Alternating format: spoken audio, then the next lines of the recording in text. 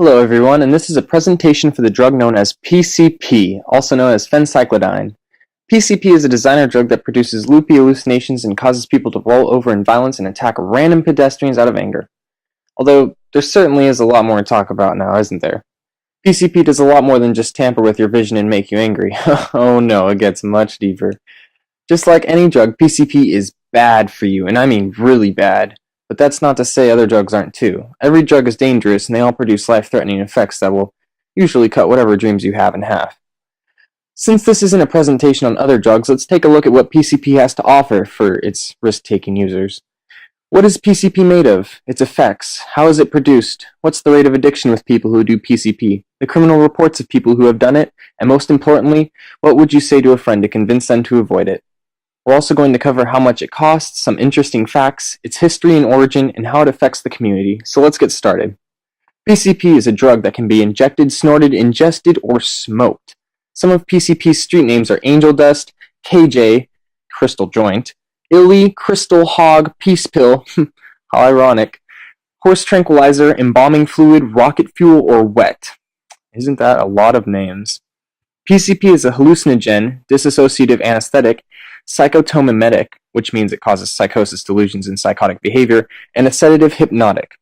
PCP is a white crystalline powder, and it could also be brown or tan, or a clear yellowish liquid.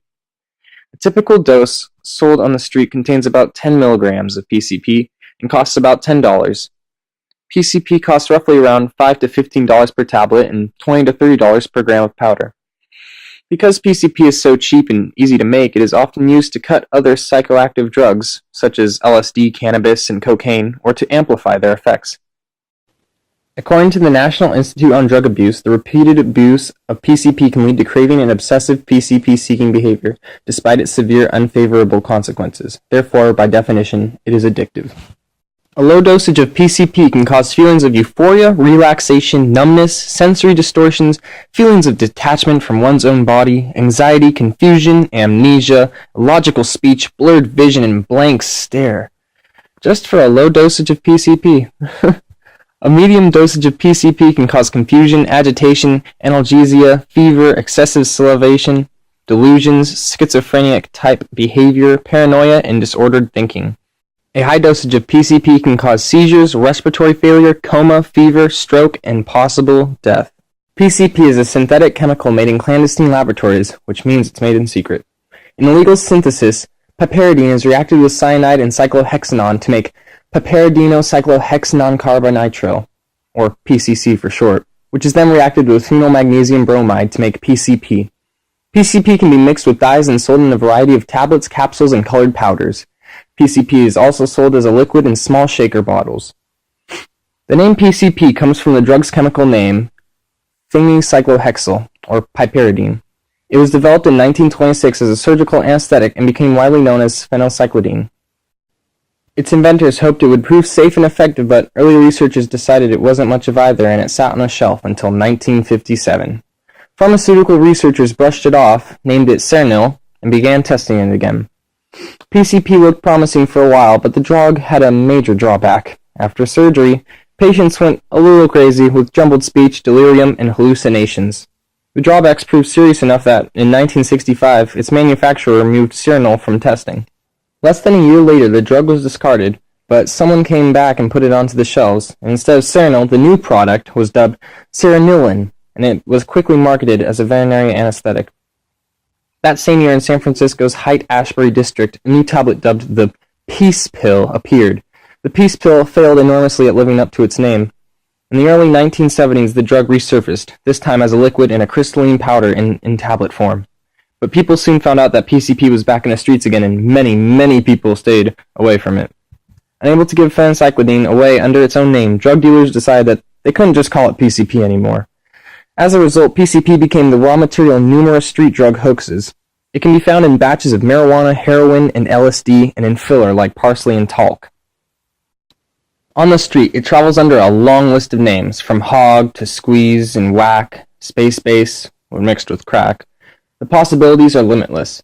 Still, the two most common names for PCP over the years have been angel dust and THC. Angel dust, which originally referred to a combination of heroin and cocaine, was one of PCP's first presumed identities. Similarly, PCP is sometimes sold as THC, the main ingredient in marijuana. The problem is that PCP's similarity to pot begins and stops at very small and light dosages.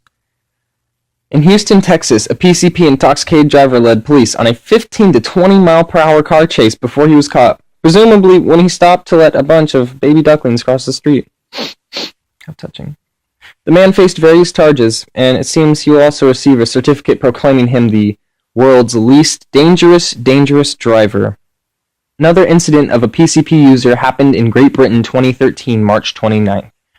Reports of a nude man running through Walnut Hill Park this week led police to a group of friends in their stash of a PCP-laced drug. The nude man, identified as 30-year-old Benjamin Neves, had smoked marijuana laced with PCP, police said. He and his friends Damian Torres, 18, Miranda Soares, 19, Anthony Troda, 19, and James Kearney, 19, were at the park Wednesday afternoon to either use drugs together or sell them to each other, said the police. So, if my best friend gets a hold of this drug and tells me, "Hey Ethan, let's take some of this together, man, it'll be great," I don't know if my first reaction would be to slap it on the ground or to smack some common sense into him, with words of course. If this situation happened to me, my mind would most likely be on full alert, confronting him about how truly dangerous this drug is. Does he know that he might be inclined to slam his head into a wall multiple times? This drug has a numbing agent in it which prevents its users from feeling any harm to their physical body. Plus, he should know that it may cause him to go into a coma and or start thrashing around and trying to hit people or get in fights. Is this dosage of PCP really worth taking, just to feel that slight rush of invulnerability and powerfulness?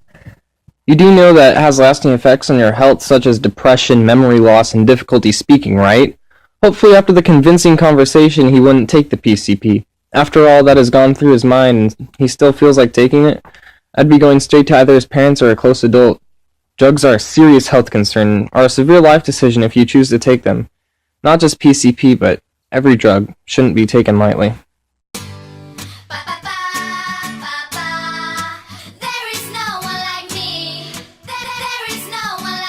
Chitty bang. And we pretty much amazing. Yeah. Mind your manners. You hear me?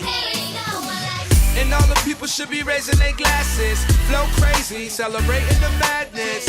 I never thought I would deliver no classics. Then I hooked up with them and then delivered more classics. Yeah, I've been keeping it true. Hotel good, long as I can peep on the view. Like, damn, how high are we?